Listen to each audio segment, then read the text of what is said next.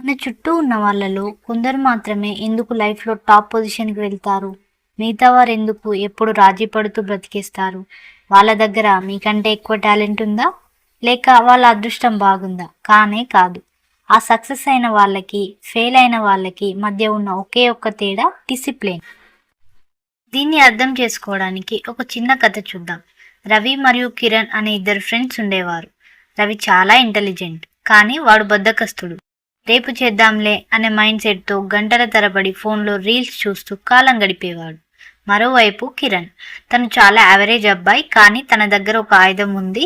అదే డిసిప్లిన్. ప్రతిరోజు ఉదయం 5 గంటలకే నిద్ర లేవడం, తన స్కిల్స్ పెంచుకోవడం అలవాటు చేసుకున్నాడు.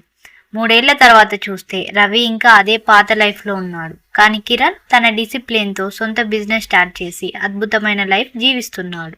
ఇక్కడ టాలెంట్ ఓడిపోయింది, క్రమశిక్షణ గెలిచింది. చాలామంది ఏమనుకుంటారంటే మన భవిష్యత్తు ఎక్కడో 10 ఏళ్ల తర్వాత రాసిపెట్టి ఉంటుందని. కానీ నిజమేమిటంటే మీ భవిష్యత్తు ఈరోజు, ఈ క్షణం మీరు తీసుకునే నిర్ణయాల మీదే ఆధారపడి ఉంటుంది. ఈ ఒక్కరోజే కదా జిమ్‌కి వెళ్ళను, ఈ ఒక్క అరగంటే కదా గేమ్స్ ఆడతాను అని మీరు చేసే చిన్న చిన్న రాజీలే మీ భవిష్యత్తును నాశనం చేస్తాయి.